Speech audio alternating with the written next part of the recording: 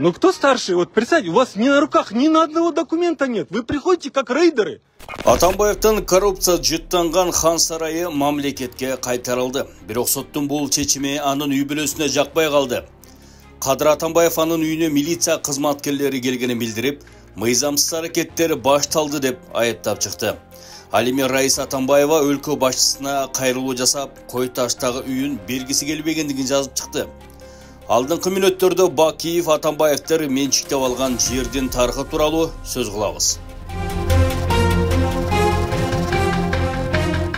На моем дне рождения Лудоспол был, другие друзья мои были. Мы сказали, Курманбек Сарыевич, вы будете следующим президентом страны. Атамбаевтан хан сарайы Дастан заводунун балансында турган жер тилкеге курулган. 2008 жылы Максим Бакиевдин менчигинде болуп, 2010 жылы төңкөрүштөн кийин мамлекетке кайтарылган. Бирок 2012 жылы аталган жер тилкени Анарбек Укуев сатып алган. 3 жылдан кийин Албек Ибраимовдун аялы Айнура Ибраимовага саткан. Ал болсо аталган жерди Алмаз Атамбаевга саткан.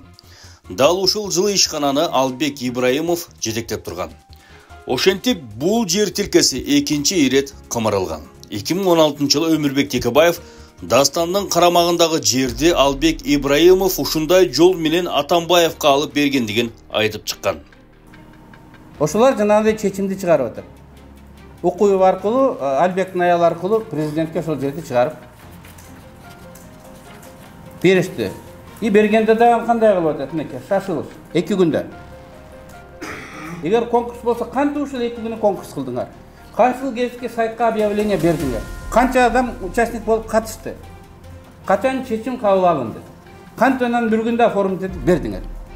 Ушуну элге түшүндүрүп айтып бергиле. Карапайым эл эмес, мен депутат 2 күндө мындай ишти бүтүрө албайм. 2 айда бүтүрсөң мындай рахмат дейсиң. Карыз болуп чыгасың да анча берди. Мыйзам боюнча стратегиялык объектилердин мүлктөрү өзгөчө зарылдык болгон учурда гана мамлекеттик мүлк фондунун сунушу жана парламенттин уруксаты менен сатылат. Ал эми Атамбаев бул мыйзамды сактаган эмес. Себеби стратегиялык объектке там куруу үчүн ал жерде мамлекет тарабынан жер бөлүнүп берилиш керек. Каалаган адам же болбосо каалаган мультимиллионер мен акчам бар, акчаны мен жеке чыгардым деп ал жерге там салууга болбойт. 2016 жылы парламентте Садык Шер кыймылсыз мүлк кандайча сатылып кеткени тууралуу суроону кабыргасынан койгон. Анткени 2010 жылы сот тарабынан мамлекетке алынып улутташтырылган. Бирок аталган чечим аткарылган эмес. Атамбаев аны өзүнө менчиктеп алган. Максим Бакиевке караштуу фирмага сатылган жер тилкеси 2010 жылдан кийин 2 жылча эмне себептен дайыны чыкпай калды. Ал сот чечимине ылайык улутташтырылышы керек эле го.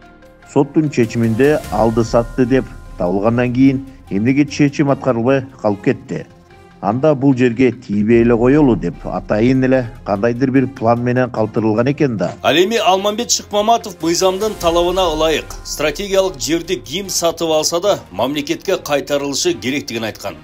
Бул жер тилкеси турган база стратегиялык объектилердин тизмесине кирген Дастан заводунун мүлкү болуп жатпайбы? Мыйзам боюнча стратегиялык объектилердин ичиндеги мүлк сатылбашы керек.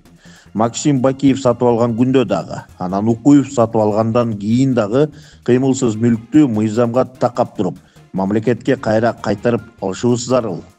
Жалпылап айтканда Атамбаевдин Кой таштагы жери мамлекетке таандык болгон. Бирок кийин Максим Бакиев андан соң Атамбаевга өтүп үй курган. Соттун чечими менен бул жер мамлекетке кайтарылды. Эми жер тилкеге карылар үйү жана 500 орунду балдар бакчасы курулуп, Кой таш, Арашан, Таш мойнок, Татыр жана жакынкы аялдардын балдарына кызмат кылат. Курулуш иштери жакынкы күндөрү башталып, кийинки жылга бүткөрүлөт. Ал эми Бишкек шаарындагы карылар үйүнүн ордуна ипотекалык көп кабаттуу үйлөр түшөт. Азыркы тапта бир гана Атамбаев эмес, мамлекетке зыян келтирген бардык тараптар жазаланууда. Буга чейин Бакиевке таандык мүлктөр да мамлекетке алынып, анын ордуна балдардын реабилитациялык борбору жана көп кабаттуу ипотекалык үйлөр түшкөн. Ал эми Матраимовдун мүлктөрү да мамлекетке кайтарылганын жалпы журт жакшы билет. Азыркы бийлик мурункулар кылбаган нерсени ишке ашырды. Жыйынтыгында мамлекеттик бюджеттен өскөнү байкалды. Жемкорлорго болсо бул нерсе жаккан жок. Анткени уурдап топтогон байлыктарын тарттырбоонун аракетин көрүп, элдин көңүлүн башка нукка бурууга далбастай башташты.